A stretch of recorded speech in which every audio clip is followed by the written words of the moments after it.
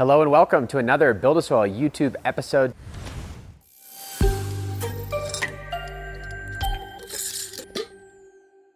And today's the second FAQ for season 6. I've got the questions right here from Dean, selected from the YouTube questions that we get on these videos. So I'm gonna get it open and start. First question, Backyard Groceries. Backyard Groceries, I like the name, says, what size fabric bags are those autos in that fit in Autopots? Excited for this season. Okay, so those are the ones that came from Autopot, and they have two sizes that fit. They use liters. I think it's a 9-gallon and a 13-gallon, somewhere in that range that fit. With the Autopot XXL, we offer them at buildasoil.com. We just offer, I think, the biggest size, which is, I believe, the 13-gallon. The 9-gallon is a smaller pot, and they give you a black plastic ring that's like a donut, about that thick, and you put it around it so it blocks the light in the same tray that normally the bigger one would fit in. So you've got to be able to fit a fabric copper root blocker around the bottom. But my suspicion is that you can use the Grassroots fabric pot, like a 10-gallon. You just want to measure the diameter against the diameter of the Autopot XXL. Any fabric bag you can fit in there will work. You've just got to wrap the copper root blocker around the bottom, put it in the tray. If you don't do that, the roots are going to grow wild and eventually get into the actual float valve and potentially go up the tube and then cause a problem in your system. So that's why that's there. Good question. That's why I like the XXL. It's big enough amount of soil to make it work, and then sub-irrigation just crushes. Fat Pack Hunter. Speaking of embarrassing, I might have added some wet coffee grounds to my soil for an amendment, and my ladies don't seem to like it much. Any ideas? You know, I don't know about this one because I've thought about it. I don't really use my coffee grounds, but a lot of people do add it to their worm bin. And the thought here is this is just like the coffee bean is a seed, and so if you grind it up, it's a seed meal. And a seed meal is a well-rounded organic amendment that we normally add to the soil. And at Build a Soil, we're very particular. So for instance, a lot of times you go to the gardening store and you flip open an organic fertilizer, any brand, just go to the garden store, doesn't matter brand, this is ingredient. You'll flip it over and you'll start reading. And most of the time you're gonna see bone meal, blood meal, and poultry litter, and it says organic, but none of those actually come from organic sources.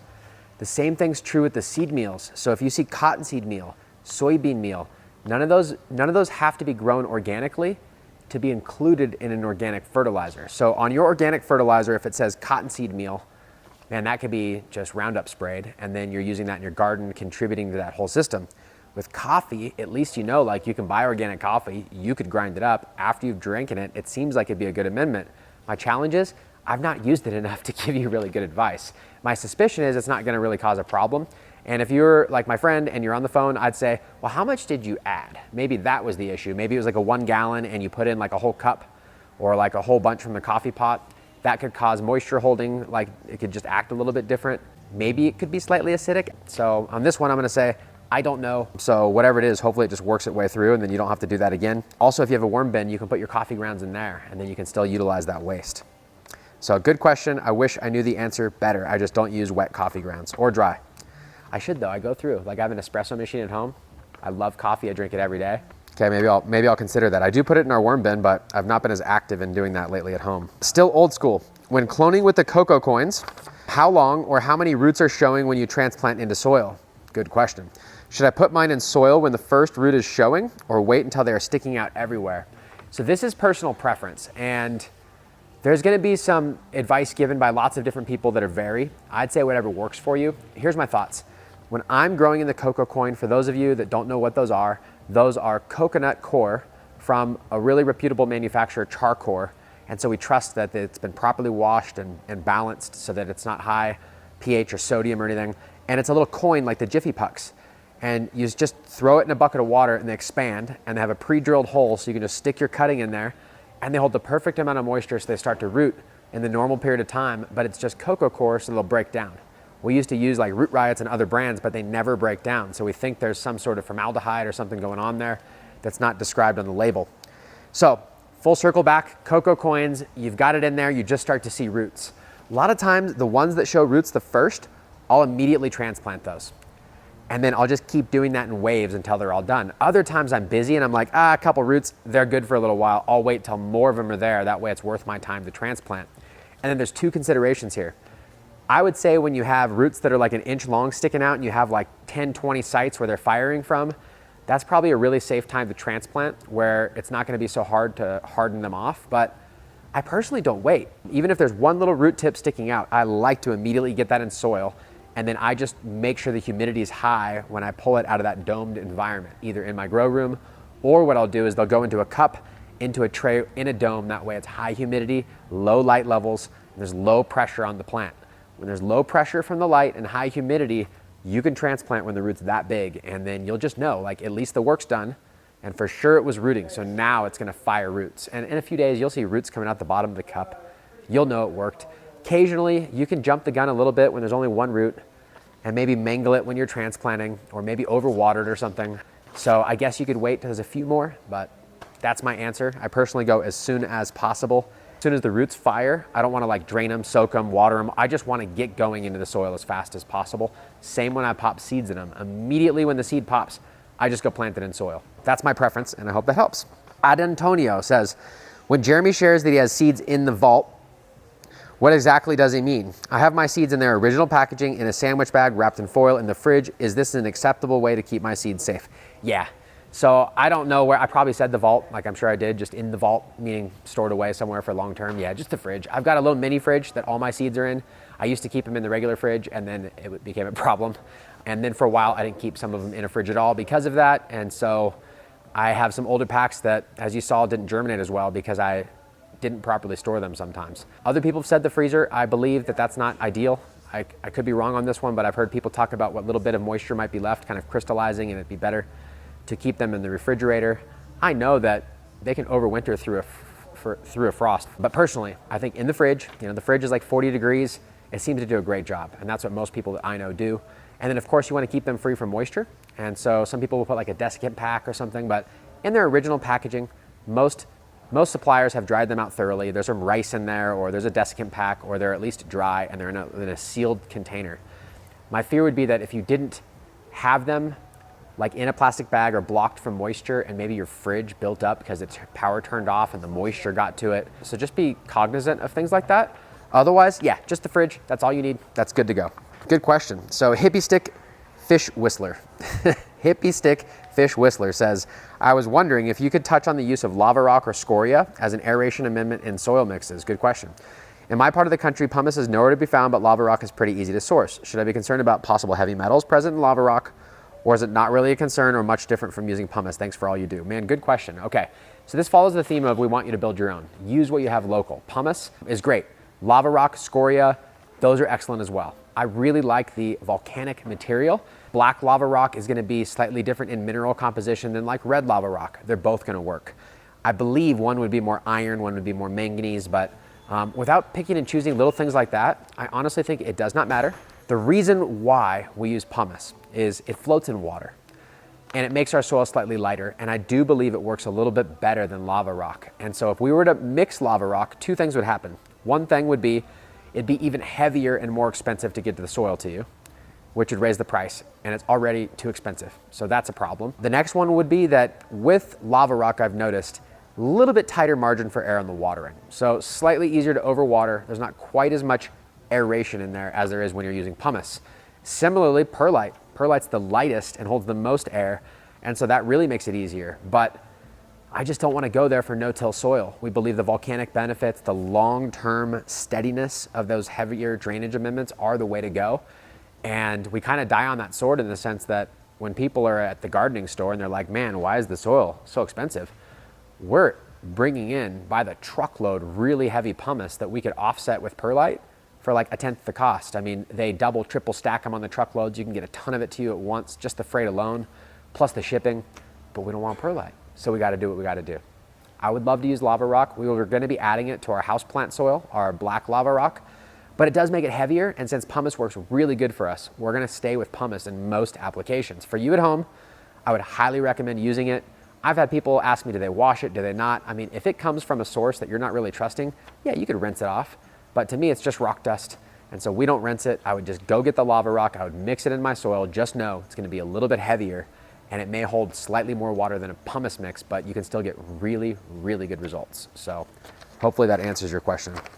Kevin, oh, wait, Hippie Stick. Sorry, one more, heavy metals. Okay, so the volcanic material that we've tested For the most part, comes back clean. I'm sure that you could find some lava rock that may be a problem, but a lot of the heavy metal concern, just so you're aware, is it's like in reverse, in the sense of course, I don't want heavy metals in my lungs. I don't want to deal with it at all. And so I'm really grateful that we're learning from all the testing that's happening on the commercial level. But from a commercial perspective, the tightness that they're holding the entire industry to is significantly tighter than all the food, and it's more regulated than that, and the levels are so low that we're scared of in a commercial environment.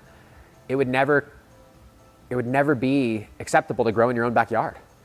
And so for forever, people have used this plant and grown it outside in their soil, so long as it's not like contaminated soil, and not had any issues. So I would encourage you not to overthink that part. I think heavy metal questions are really important, but when it comes to lava rock, I would be very comfortable using lava rock. So good question. Kevin, how do you move that 4x4 bed or even 2x3 bed when it's full of soil? It's gotta be heavy. How do you move it for cleanup and miscellaneous stuff? Remove the soil. Remove the soil is a question. Good question. So normally at home, I would just never move it and I would shop vac around it, and it kind of is what it is. Recently, I tried a dolly system that's like imported by another company that sells a competing line of products, and all the bolts rusted underneath it and it breathed too well underneath, and I didn't like it. So that dolly system would be good if I put like a tray on it, but now I'm kind of defeating the point. I could just have the tray on the ground, but it would allow you to roll it. In my setup in a tent, I don't really want to roll it. Like, I'm not a commercial facility that needs to move stuff around. So, oh man, it's up to you. What we ended up doing is having 4 or 5 guys just grab that thing and lift. And then that was our methodology. It's not ideal. On the 3x3, you can definitely have 3 or 4 people, especially if you get it a little dry, lift it and move it. But it's a commitment. So when you step up to a bed, know that you're probably gonna shop vac around it, probably never move it. And if you have to, you're gonna dig the soil out until you can move it.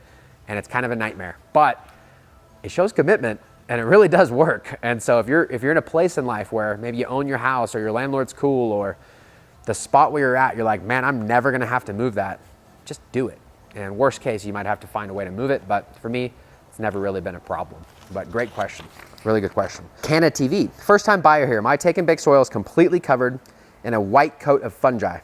Is there a harmful amount, or the more the merrier? I love it, that's what we want, more the merrier. So it's not going to persist forever just because of light, moisture, nutrients, but basically what you're seeing is like this feeding that's happening, and you can sprinkle some malted barley, you can sprinkle some bokashi, you can sprinkle neem cake.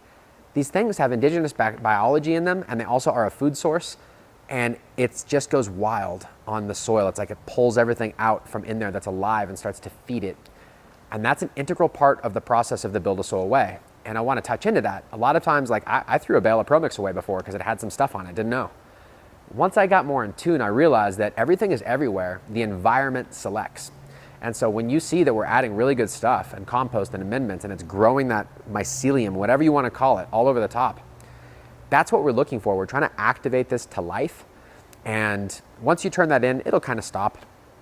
We can add more bokashi, or we can add more sprouted seeds, and it'll do it again. But essentially, plants can eat through water-soluble ions. And a lot of people compare organics. They say, hey, the biology will make the nutrients water soluble, then the plants can use them. To me, that's comparing apples to oranges in an apples to apples way. Really, organic is different. Plants can actually eat these microbes and utilize them for energy. They can farm them and spin them through their root system, taking advantage of them, removing their their outer shell. There's so many cool things plants do to work with this biology, let alone the fact that there's fungi, the mycorrhizal type, not the kind that breaks down organic matter like you're seeing there, but the type that associates with the plant roots that help feed it. Plants can actually eat larger molecules than we've been taught in school. And so when you activate soil to life, the hopes is that we're imparting that capability, that if the plant wants to be able to eat in different ways, it's got every opportunity to be independent and not so reliant upon you to be perfect as a gardener. So your soil is going to be great. That's one of the things that we like to see. It should just be firing, and that's a good sign. And then eventually you're going to be either mixing it up and moving it to containers or planting right into it, but it's totally safe. And so for those watching, that's a really good sign. So good question. All right, last one, Crispy. Crispy says, Jeremy, could you please explain why a plant would have no smell at all? Not even a stem rub will give me a smell. I have a Mandarin Cookies by Ethos Genetics in week 5 of flower, and it has no smell at all. The temps haven't gone below 77 degrees, so I don't think the terps have been burnt off, but I'm so confused. Been growing for almost 2 years and never have come across anything like this. Thank you. no clue. It's possible that maybe just the particular seed that you got wasn't as loud. The other thing is on week 5 in a living soil system, it could be just starting to frost out. And you might notice odors unlock in a few days, in a week or two, and then start to really get loud. So don't count this one out at 5 weeks. Sometimes this process is slow to build, and that's good. There's many reasons, okay? But it's not gonna have no odor. The other possibility is like anything weird, like I've had some issues where I'm like, man, it doesn't smell very much. And the next day I'm like, oh yeah, okay, maybe that was me. But I will say I've grown mandarin cookies and it's fire. So I have no answer for you without a million more questions or understanding. But here's what I can rule out. It's certainly not because you're in a certain temperature range. Even if you're hot, they're not gonna like burn off, so to speak. And even if you're cold, they're not gonna just go away, because I've ran the mandarin cookies and like pretty loud. So reach out to us. I'm really curious about this one. Hit up support@buildasoil.com. I'd love to know a little more. Otherwise, that wraps up our FAQ 2 for season 6. I'd like to do more of these. I love answering people's questions. It's one of my favorite things to do. And I hope that with our experience here, maybe I can share a different perspective. And that's why I make these a little bit long-winded, so that whoever's getting their particular answer, maybe it unlocks that one part that they weren't told before, and then it kind of clicks. And I know from personal experience, sometimes you just have to work the same puzzle several times until you have that aha moment, even though you've been told many different ways. So if that's happened for you today, give us a shout out. I appreciate it. If not, ask more questions. I'm happy to answer them. Otherwise, subscribe, like, tell your friends about this channel. Check out buildasoil.com on the educational tab. We're adding a lot more content there lately. And until next time, I'll see you on the next Build a Soil video.